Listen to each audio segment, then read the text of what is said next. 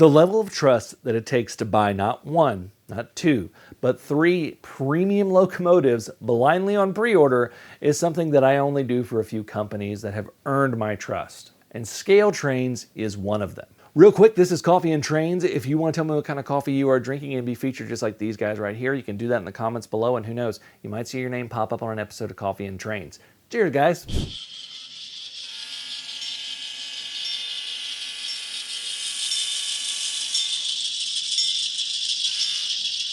This episode is brought to you from support from trains.com. You can use the promo code JimmyDIY to get $10 off one order of $50 or more. You can check out the link in the description. These are the ScaleTrains in-scale rivet counter GE WABTEC AC44C6M rebuilds from Norfolk Southern.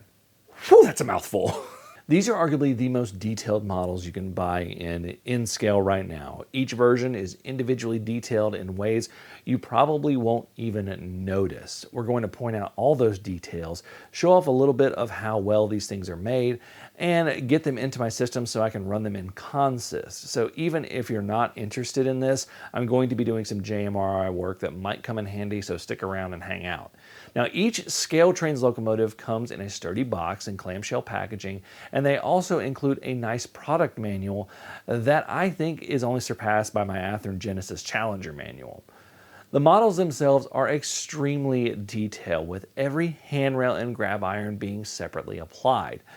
The molded on details are crisp and sharp, which requires good molds and a sound paint job. The models are also detailed in slightly different ways. This is most apparent in the warning and caution signs. For example, 4071 has no caution labels in this location. 4011 has 5 labels, as does 4000, but it's in different placement. Each locomotive has subtle differences like these. The painted silver roof details on 4011 are not present on the other two models. The DC to AC label on 4000 and 4071 is not on 4011. 4000 also has a different 5-chime horn to 4011 and 4071. All of these details are not a requirement to most modelers, and ScaleTrains understands this, but they want to go the extra mile for their details because their brand is built on this. They did introduce their hypotypical line for the modeler that wants a detailed engine but doesn't necessarily care about it being prototypically accurate as much. And these are slightly less expensive, but they're still crazy detailed. ScaleTrains uses the E24 decoder in their in-scale locomotives, so if you get the DCC ready version, you can choose between ESU and Digitrax. If you buy the DCC and sound version, you're going to come with an ESU E24 decoder LokSound 5 Nano. The lighting features are the best in scale, and combine that with the LokSound decoders they use, which sound good. Here is how it sounds and looks.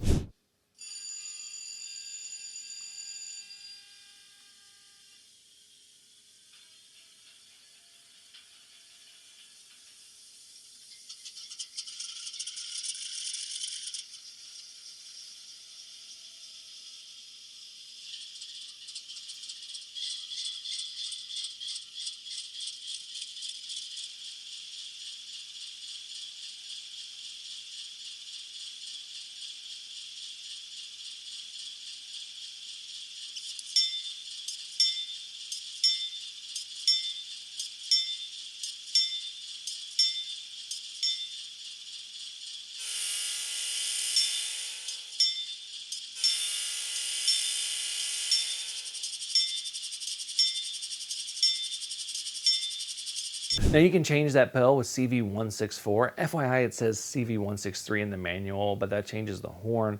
I will be changing it to an E-bell. And this is how I do that in JMRI. Real quick, I want to show you how well engineered these things are. This is straight out of the box. I have them all set on the original CV3, and just check out how close they are. Very little speed matching needed. All right, now I'm in my roster window of Decoder Pro and JMRI, and I'm doing new loco and reading the type from the locomotive. I'm using a Digitrax PR4 for programming. It's detected the Loc-Sound 5 Nano. I am doing the naming and changing the address from 3 to 4000. This is NS 4000. And then I'm going to save it and then write it and then open the comprehensive programmer, which brings the big programmer window up. Now along those top tabs, I'm going to click the CV tab up there, and then that's going to take us to all the CVs that we can write raw, and I'm going to scroll down to CV 164. I'm going to read it. It comes back as 1, and then I'm going to change that to 8, which is the E-bell. I found that in the manual. Then click write, and you are good to go.